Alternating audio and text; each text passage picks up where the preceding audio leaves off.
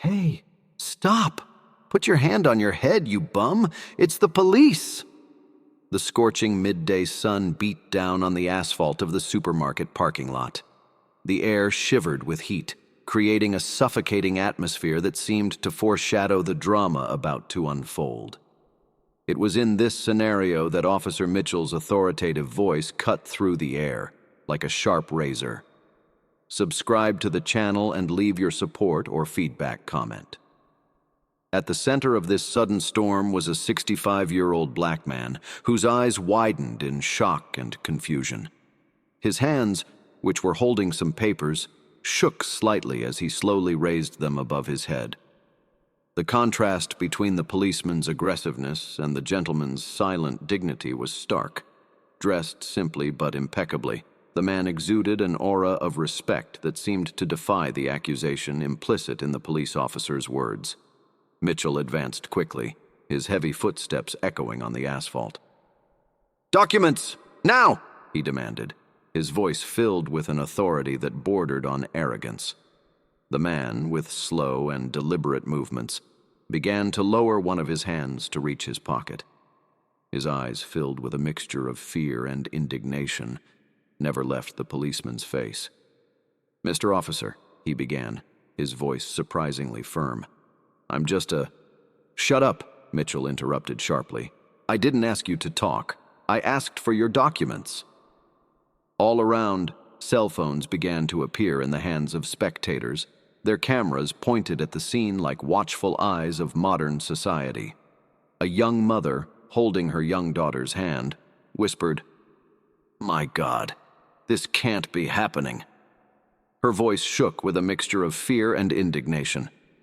The man, still with one hand raised, slowly removed his wallet from his back pocket. "Here are my documents, officer," he said, holding out the wallet with fingers that trembled almost imperceptibly. Mitchell snatched the wallet from the man's hands, leafing through it with a brusqueness that bordered on disrespect. His eyes narrowed as he read the name on the ID. "George Washington? Are you kidding me, old man?" Mitchell's tone was mocking. The gentleman, now identified as George, took a deep breath before responding. "That's my name, sir. George Washington Johnson. I was born on July 4th, 1958. My parents had a peculiar sense of humor." A murmur of nervous laughter ran through the gathering crowd. The tension in the air seemed to ease slightly, but Mitchell's aggressive stance kept everyone on their toes. "And what are you doing here, Mr. President?" Mitchell asked, his sarcastic tone cutting through the air like a knife. George swallowed hard, aware of the eyes fixed on him. I came to get my medicine from the supermarket pharmacy. I have the prescriptions here with me." He gestured toward the papers he still held in one hand. The crowd watched in silence, emotions oscillating between shock, indignation, and a growing sympathy for the Lord. An elderly woman muttered, "That could be any of us. It's not fair." Mitchell, apparently oblivious to the growing discomfort around him, continued his interrogation. "And why were you standing out here acting suspicious?" George closed his eyes for a moment, as if seeking inner strength. When he opened them again, there was a renewed determination in his eyes. "Officer," he began, his voice calm but firm. "I was waiting for my daughter. She was picking me up after picking up my medicine. There's nothing suspicious about an elderly man waiting for his family." George's words hung in the air, filled with dignity and truth. All around, spectators exchanged glances, many nodding in silent support. At that moment, a female voice cut through the tense air. "Dad, what's going on here?" All eyes turned to a young woman who was quickly approaching, pharmacy bags in her hands and concern written on her face. George's face lit up with relief. "Sarah, honey, I'm fine, don't worry." Mitchell, caught off guard by the arrival of George's daughter, seemed momentarily disconcerted. The narrative he had constructed in his mind began to crumble in the face of the reality that presented itself. Sarah, with tears in her eyes, stood next to her father.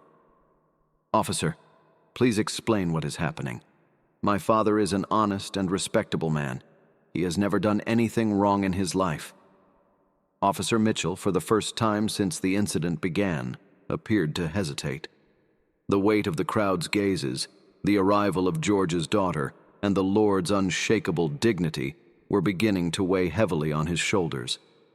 At that critical moment, a voice rose from the crowd. "This is nonsense. You all saw what happened here. This is pure prejudice." The cry of indignation seemed to break an invisible barrier. Suddenly, several voices joined in a chorus of protest.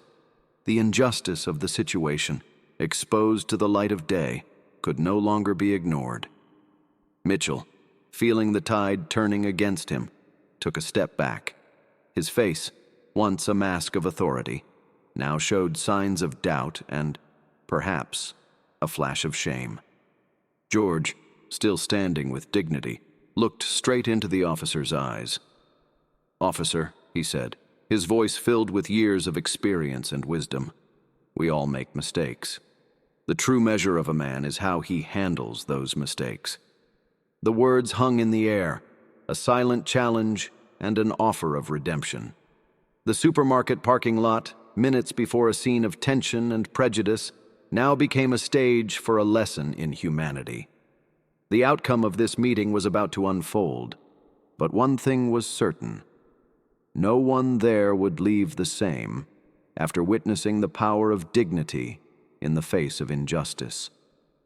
The story of George Washington Johnson and Officer Mitchell was just beginning, and the repercussions of this moment would extend far beyond that parking lot, touching lives and challenging perceptions throughout the community.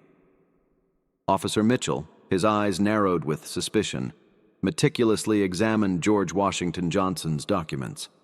His every movement was filled with an unwarranted suspicion that made the surrounding crowd stir. "These documents seem too convenient," Mitchell muttered, his tone accusatory. George, maintaining a dignified posture, replied calmly, "Officer, I can assure you that all my documents are in order. I have been a law-abiding citizen for 65 years. A few steps away, young police officer Daniels watched the scene with increasing discomfort. His eyes alternated between his experienced partner and the gray-haired gentleman, whose peaceful appearance screamed innocence. "Mitchell," Daniels finally found the courage to speak. "Maybe we should." "Stay out of this, rookie," Mitchell cut in, giving his partner a withering look. "Something isn't right here, and I'm going to find out what it is." Mitchell's words seemed to echo through the parking lot, attracting even more attention. The crowd was growing quickly, and cell phones rose like a sea of electronic eyes, capturing every moment of the scene. A woman in the crowd, no longer able to contain her outrage, shouted, "This is ridiculous! He's just an elderly gentleman!" Mitchell, feeling control of the situation slipping, intensified his approach.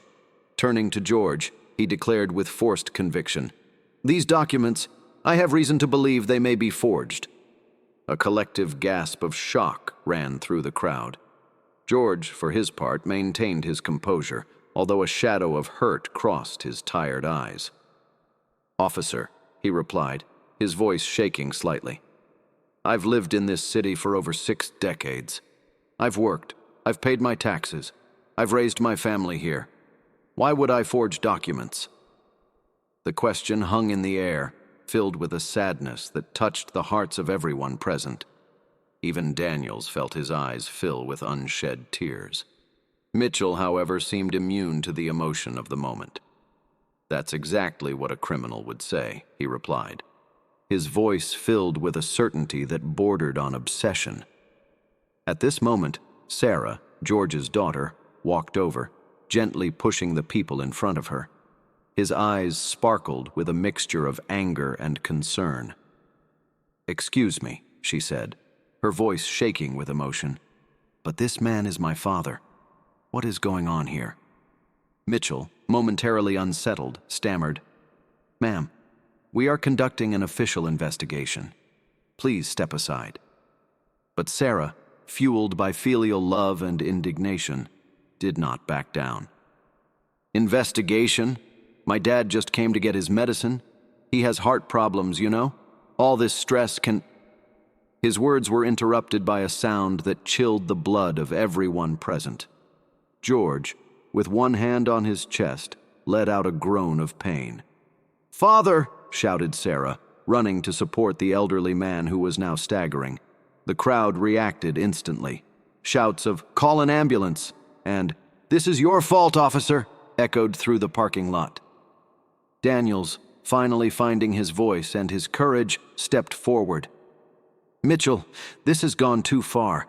We need to help him, not accuse him." Mitchell's face, for the first time, showed signs of doubt. The reality of the situation he had created was beginning to weigh on his shoulders. As the tension reached its peak, a calm, authoritative voice cut through the chaos. "What's going on here?" All eyes turned to the source of the voice. A tall, middle-aged man approached with firm steps. His badge glowed. Captain Johnson, Police Department. The silence that followed was deafening. Mitchell, suddenly aware of the gravity of his actions, took a step back as Daniels breathed a sigh of relief. Captain Johnson surveyed the scene with experienced eyes. George, still supported by his daughter, the agitated crowd, cell phones pointed in all directions, and his two officers, one red-faced with embarrassment, the other pale with worry. "Officer Mitchell." The captain's voice was calm but charged with authority. "I want a full report on this situation. Now." As Mitchell stammered out an explanation, the captain turned to George and Sarah. "Sir, I'm sorry for what happened here. I can assure you that this incident will be investigated thoroughly." George, still with his hand on his chest, but his eyes shining with gratitude, nodded slightly. Captain Johnson's arrival marked a turning point.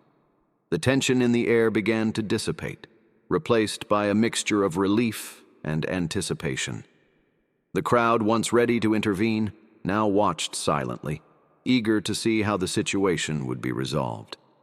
As an ambulance was called to check on George, and Mitchell was taken aside for a serious talk with the captain, Daniels approached the elderly man and his daughter. "Mr. Johnson," he said, his voice shaking with emotion. I'm sorry. I should have intervened sooner." George, with a tired but gentle smile, placed a hand on the young officer's shoulder. "Sometimes, son, the hardest thing and the right thing are the same thing. You did the right thing in the end. That's what matters." George's words hung in the air, filled with wisdom and forgiveness. At that moment, in the middle of an ordinary parking lot, a profound lesson about justice, compassion, and moral courage was being taught and learned. As the situation began to calm down, it became clear that this incident would leave lasting scars on everyone involved. For Mitchell, it would be a painful reminder of the consequences of prejudice. For Daniels, a lesson in the importance of staying true to one's values. And for George and Sarah, a traumatic experience, but also a testament to the power of dignity in the face of injustice. Chapter 2 of this story was coming to an end, but the repercussions of this meeting would continue to reverberate far beyond that fateful day. The community, the police officers, and most importantly, George and his family, would face the consequences of this incident in the days to come, on a journey of healing, understanding, and hopefully, change. Tension in the supermarket parking lot reached alarming levels. Officer Mitchell, obstinate in his unfounded suspicion, continued to pressure the elderly George Washington Johnson. "Where did you actually get those documents, old man?" Mitchell growled, his tone increasingly aggressive. Daniels, Mitchell's young partner, watched the scene with increasing discomfort. Mitchell's words awakened a painful memory in her mind, her mother's voice, tired and hurt, telling stories of a lifetime of fighting prejudice, "Daniel, my son," she said in her remembrance, "racism is like a silent poison. It destroys not only those who suffer it, but also those who practice it." These words echoed in Daniel's mind as he watched the injustice unfold before his eyes. His heart was beating fast, torn between loyalty to his partner and the sense of justice that his mother had taught him. George, maintaining his dignity despite the hostile treatment, responded calmly, "Officer, as I have already explained, these are my legitimate documents. I understand that you are doing your job, but I ask that you reconsider your approach." The crowd around them grew, murmurs of indignation spreading like waves. Cell phones continued to record the scene, capturing every moment of the injustice that unfolded. Daniels, gathering his courage, finally spoke. "Mitchell, perhaps we should reconsider. Mr. Johnson doesn't appear to pose any threat." Mitchell shot a sharp look at his younger partner. "Don't get involved, rookie. You don't know a suspect when you see one." Mitchell's words hit Daniels like a slap. He felt his face burn with shame and indignation. At that moment, his eyes met George's.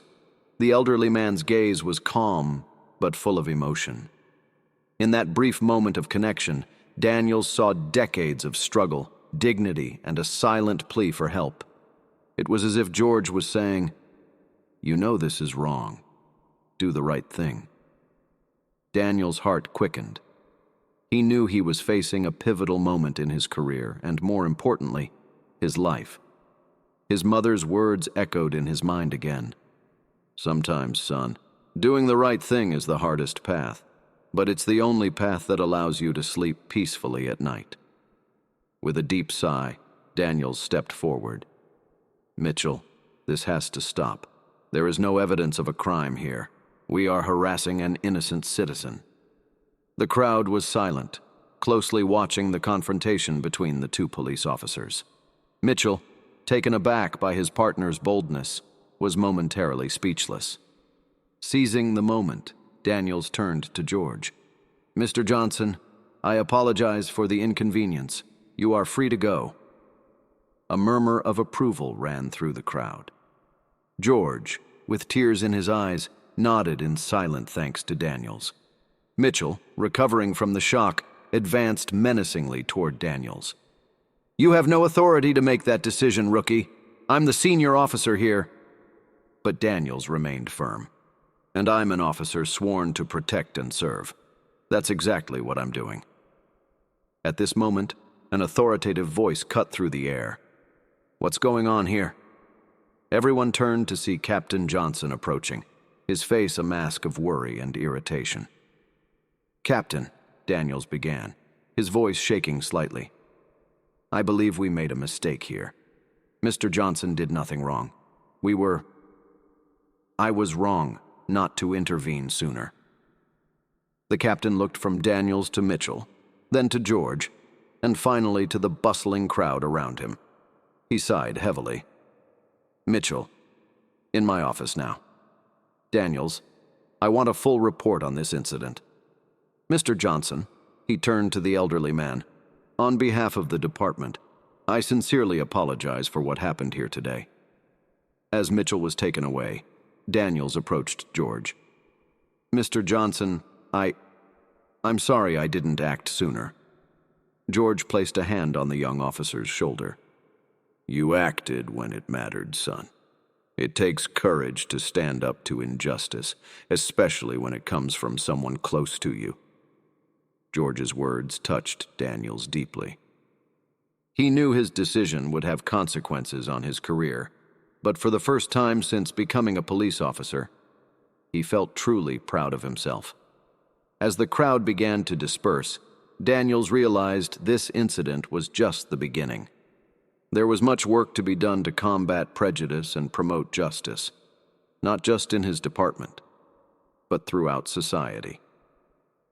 Looking at George one last time, Daniels made a silent promise to himself. He would be the kind of cop his mother would be proud of, the kind of cop George Johnson deserved.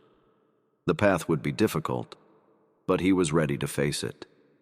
The sun was beginning to set over the horizon, casting long shadows across the parking lot.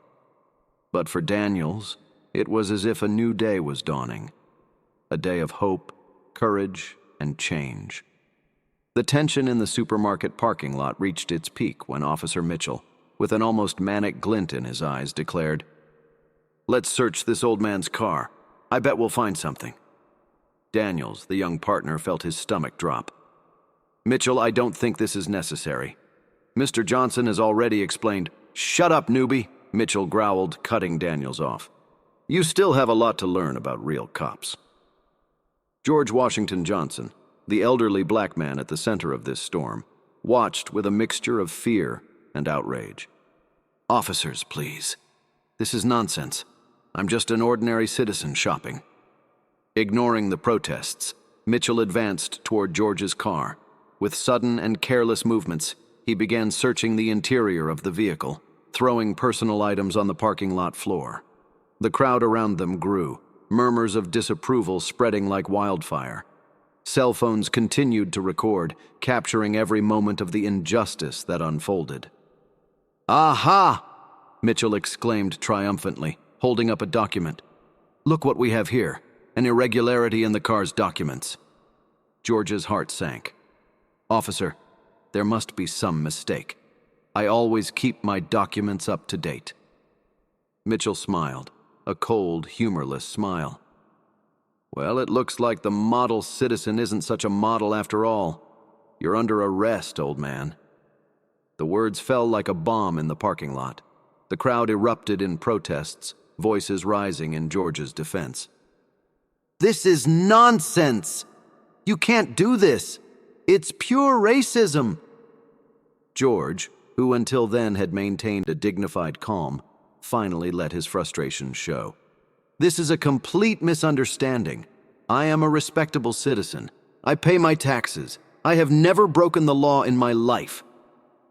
Daniels, watching the scene unfold, felt something break inside him. His mother's words echoed in his mind. "Son, there are times in life when you have to choose between what is easy and what is right." Heart pounding, Daniels took a step forward. "Mitchell, wait. I think we should verify Mr. Johnson's identity before proceeding." Mitchell turned around, disbelief written all over his face. "What? Are you questioning my authority, newbie?" "No, sir," Daniels replied, keeping his voice steady despite the tremor in his hands. "I'm suggesting we follow protocol, a thorough check before any detention." The crowd was silent, watching the confrontation between the two police officers. George looked at Daniels with a mixture of surprise and gratitude. Mitchell, furious, advanced toward Daniels. "Listen here, brat.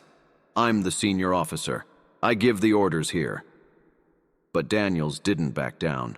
Something in his gaze changed, a determination that hadn't been there before. "With all due respect, sir, if we do not follow protocol, we will be violating Mr. Johnson's rights. I cannot in good conscience allow that." A murmur of approval ran through the crowd. George, with tears in his eyes, nodded in silent thanks to Daniels. At this moment, an authoritative voice cut through the tense air. "What the hell is going on here?" Everyone turned to see Captain Johnson approaching, his face a mask of worry and irritation. "Captain," Daniels began, his voice firmer now, "I believe we are about to make a serious mistake. Officer Mitchell wants to detain Mr. Johnson based on an alleged irregularity in the documents, but we have not done an adequate check of his identity." The captain looked from Daniels to Mitchell, then to George, and finally to the bustling crowd around him. He sighed heavily.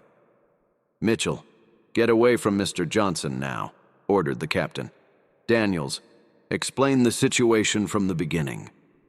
As Daniels recounted the events, the captain's face grew increasingly grim. When he finished, the captain turned to George. "Mr. Johnson, on behalf of the police department, I sincerely apologize for what happened here today. I can assure you that this incident will be thoroughly investigated."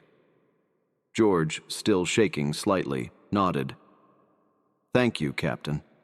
All I want is to be treated with respect and dignity."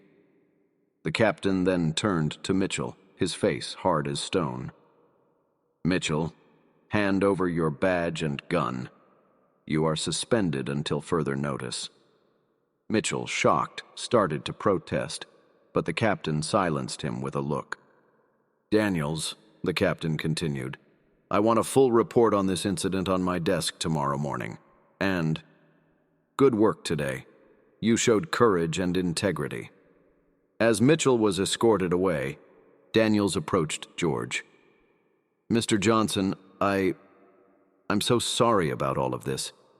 You didn't deserve to go through this." George placed a hand on the young officer's shoulder. "You did the right thing, son. It's not easy to stand up to injustice, especially when it comes from someone you respect. But that's how change begins." George's words touched Daniels deeply.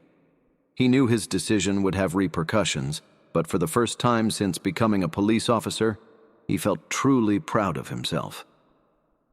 As the crowd began to disperse, many approached to offer words of support for George and praise for Daniels.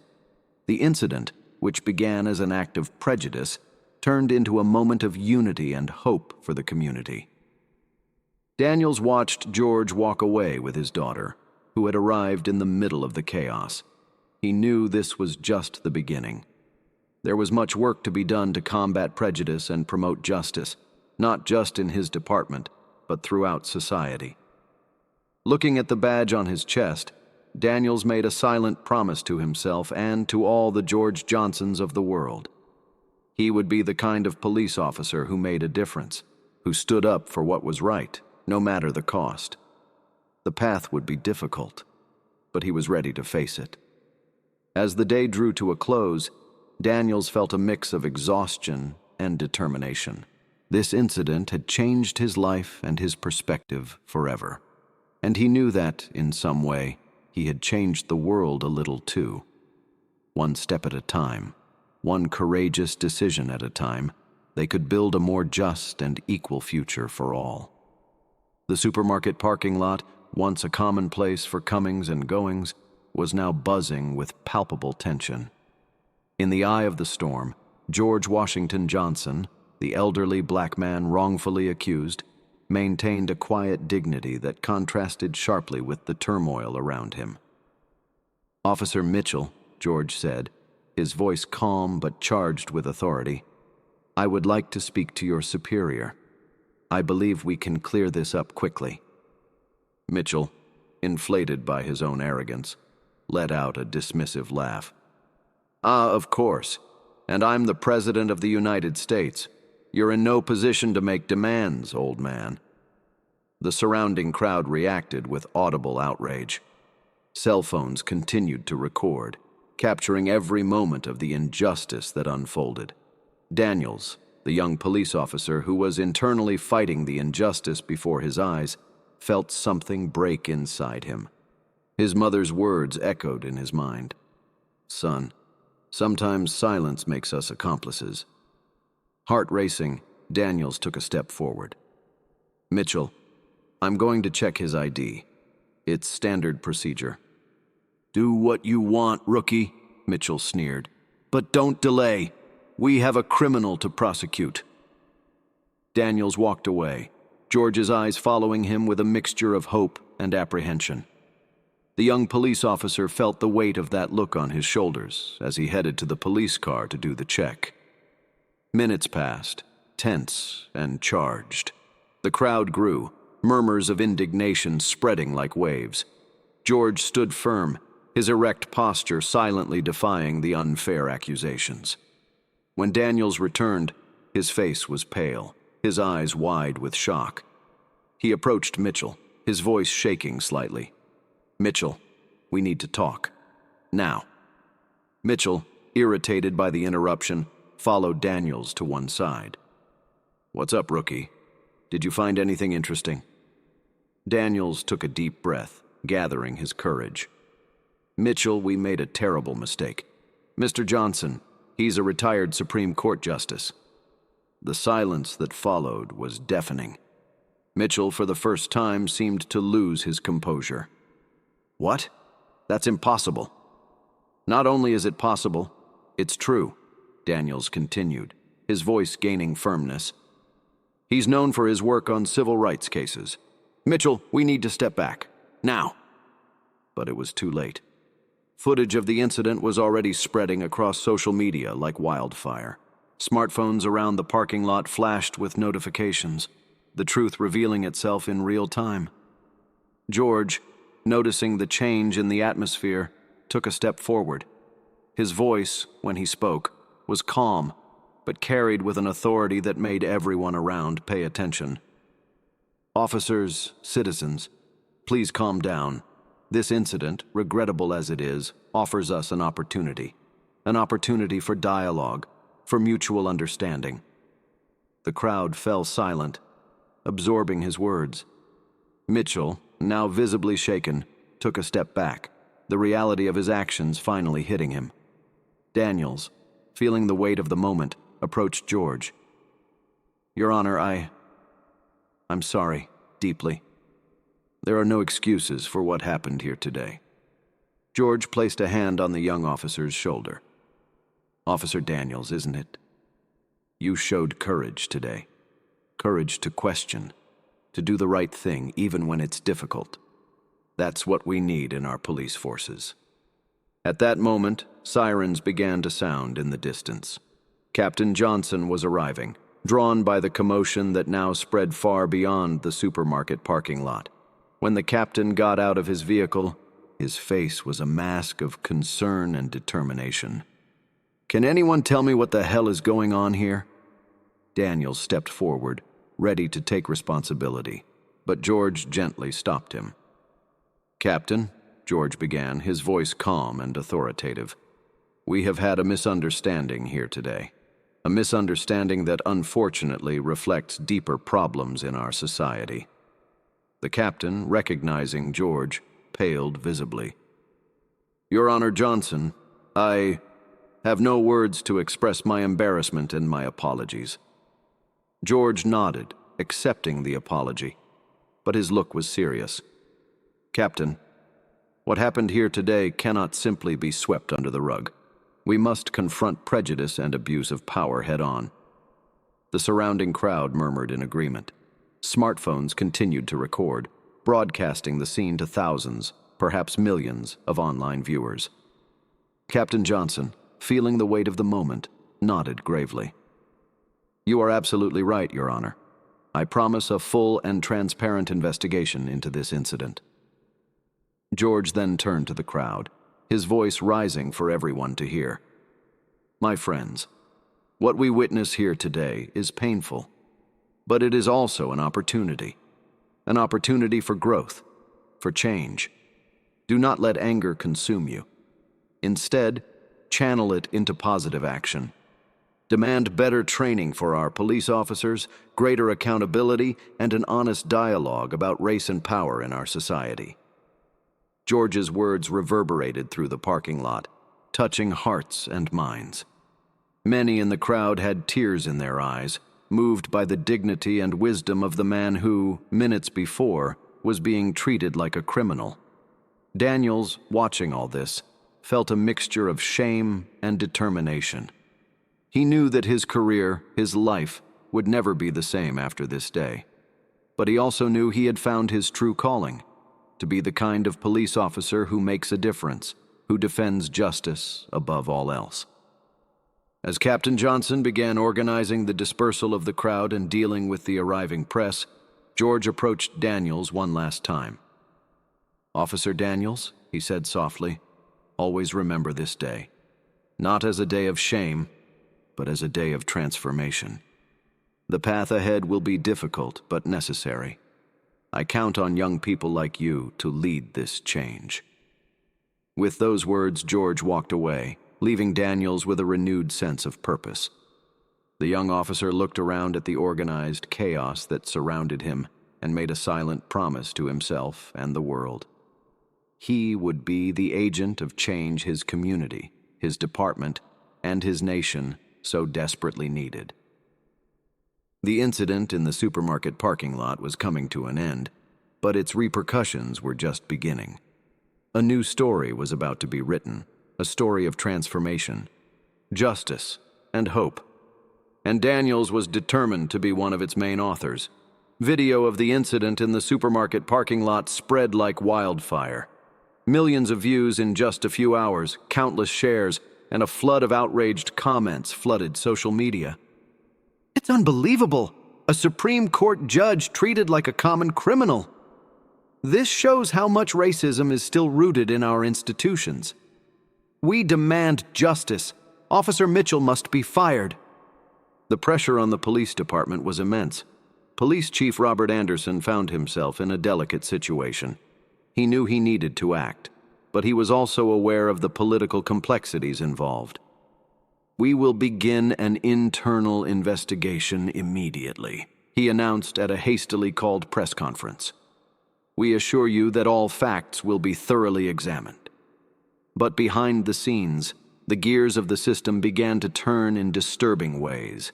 Mitchell, despite his clearly inappropriate actions, seemed untouchable. He had connections, years of service, and the quiet support of colleagues who feared his downfall would set dangerous precedents. Daniels, on the other hand, quickly discovered the price of doing the right thing. One cold morning, he was called to Captain Johnson's office. "Daniels," the captain began, avoiding eye contact, "you are being transferred to Millbrook Police Station." Daniels' heart sank. Millbrook was a remote little town, hours away. It was practically an exile. "But Captain," Daniels protested, "why? I just followed protocol. I did what was right." The captain sighed heavily. "Look, son, sometimes doing the right thing has a price. You messed with the system, and the system is biting back." Meanwhile, Mitchell remained in his post, seemingly untouched by the controversy. He even received vocal support from certain sectors of the community who viewed his actions as necessary aggressive policing. Daniels's frustration grew every day. He saw Mitchell strutting around the police station, while he himself was treated like a pariah. The injustice of the situation was eating him up inside. One night, unable to sleep, Daniels called his mother. "Mom, I don't know what to do," he blurted out, his voice shaking with emotion. "It feels like the whole system is against me." His mother's voice was soft but firm. "Daniel, my son, remember what I have always taught you. Truth and justice do not always win immediately, but they always prevail in the end. Do not give up." Her mother's words brought some comfort, but the reality was still harsh. The next day, as Daniels packed his things for the transfer, he received an unexpected visitor. George Washington Johnson, the retired judge at the center of all the controversy, calmly entered his office. "Officer Daniels," he said, his voice thick with compassion, "I heard about your transfer. I want you to know that your actions that day did not go unnoticed." Daniels felt tears forming in his eyes. "Your Honor, I only did what I thought was right, but it doesn't seem to matter." George placed a comforting hand on Daniels's shoulder. "It matters more than you know, son. Sometimes change starts with a single act of courage. You planted a seed, and it will grow." The judge's words brought a glimmer of hope to Daniels. Maybe, just maybe, his fight wouldn't be in vain. As Daniels drove to Millbrook the next day, his heart was heavy, but his determination remained unwavering. He knew that the fight for justice would be long and difficult, but he was prepared to face it. On the horizon, dark clouds were forming, foreshadowing a storm. But Daniels knew that after the storm would come calm, and with it, perhaps, the chance for real change. The story of Daniels, Mitchell, and George was far from over. The seeds of truth and justice had been planted, and although the path was arduous, the potential for transformation was real. The public remained vigilant, demanding answers and changes. And somewhere, in the shadows, someone with crucial information was watching, waiting for the right moment to speak out and turn the tide. The small apartment in Millbrook seemed to swallow Daniels in its loneliness. Sitting at the kitchen table, he absent-mindedly scrolled through headlines on his tablet. His face, once full of hope and determination, now bore the marks of tiredness and disappointment. Protests continue after incident with retired judge, read one headline. Officer Mitchell stands his ground. Department promises changes, announced another. Daniels felt a wave of bitterness rise in his throat. He had done the right thing, and here he was, exiled in a small country town, while Mitchell continued to go unpunished. The ringing of the phone broke the oppressive silence. It was his mother. "Daniel? How are you, son?" His mother's familiar voice was like a balm to his wounded soul. Daniels felt the tears he had been holding back for days finally spill over. "Mom, I don't know if I did the right thing. My career is ruined. And for what? Mitchell is still there. Nothing has changed." There was a moment of silence on the other end of the line. Then her mother's voice came back, firm and full of conviction. "Daniel Washington Daniels, listen carefully to what I'm going to tell you. You did exactly what your father and I taught you to do. You stood up against injustice, even though you knew there would be consequences. I'm prouder of you than I've ever been." His mother's words struck Daniels like lightning, reigniting a flame he thought had gone out. "But Mom, what if I threw away my chance to make a difference? What if I never get back to a position where I can actually help people?" "Son," his mother replied, her voice now soft, "you are already making a difference. Every act of courage inspires others. You have planted a seed, and it will grow, even if you are not there to see it." After hanging up the phone, Daniels sat in silence for a long time, his mother's words echoing in his mind. He stood up and walked to the window, looking out onto the quiet street of Millbrook. At that moment, a decision crystallized in his heart. He wouldn't give up. The fight for justice was bigger than him, bigger than his career. In the days that followed, Daniels immersed himself in his work at the small Millbrook police station. He treated each case, each person, with the same respect and dedication he would have given in his old position.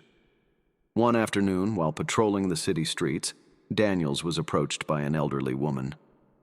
"Officer," she said, her eyes shining with recognition, "you're that cop in the video, aren't you? The one who stood up for Judge Johnson?" Daniels nodded, surprised. The lady smiled, placing a hand on his arm. "I want you to know that what you did meant a lot to us. My grandson, he wants to be a police officer now because of you. He says he wants to be like you." The lady's words hit Daniels like a punch in the gut, but this time, in a good way. He realized that even here, in Millbrook, his actions resonated.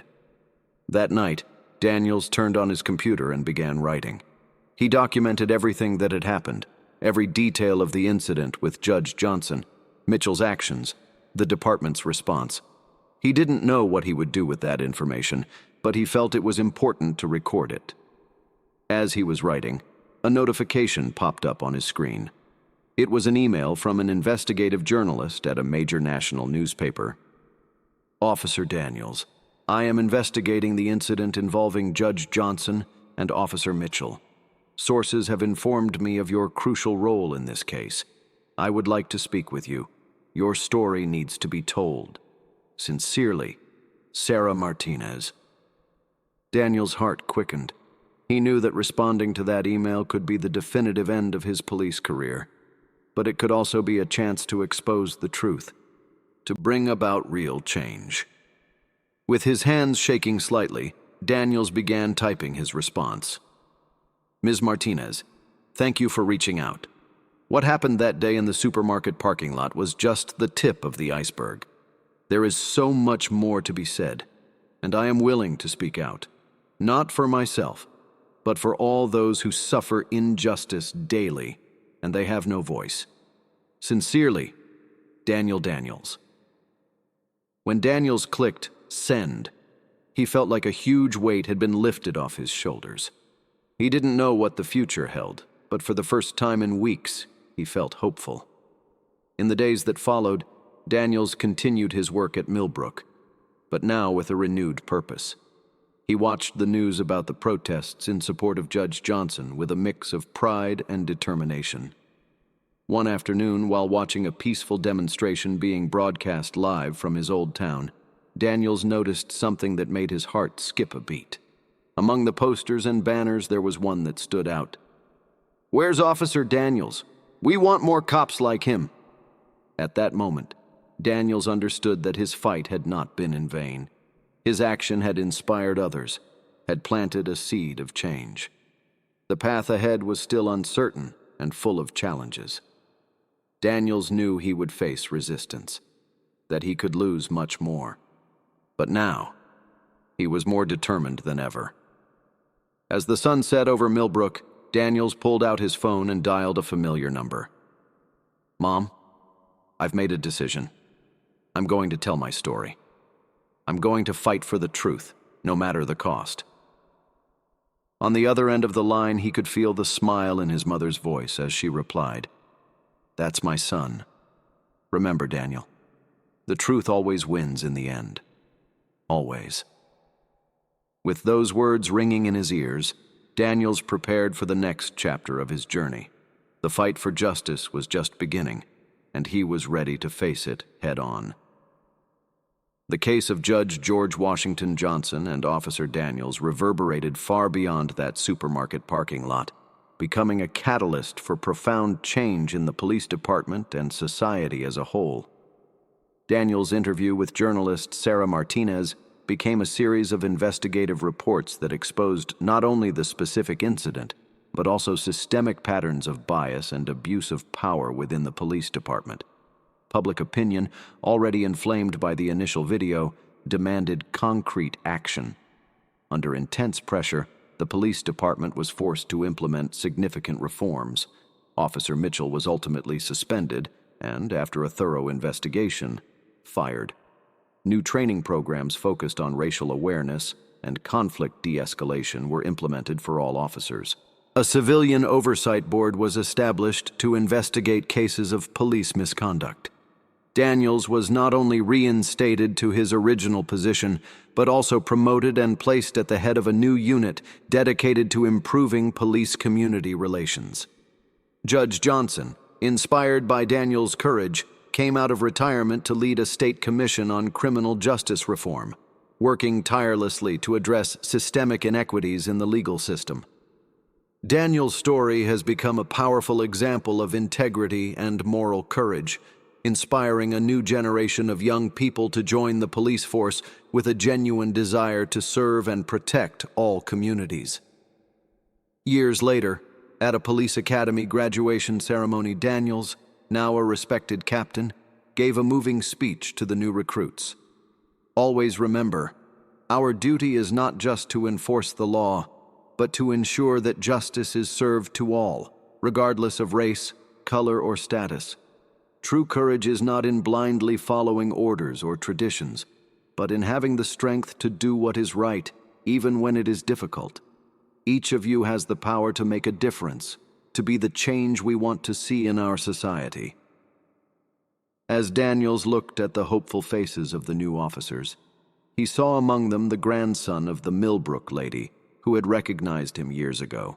The young man smiled and nodded, a living reminder that every act of courage can inspire waves of change for generations. The journey that began in that parking lot was far from over, but it had planted seeds of hope, justice, and transformation that would continue to blossom in the years to come. The legacy of Daniels, Judge Johnson, and all those who stood up against injustice would remain a beacon of hope for a more just and equitable future.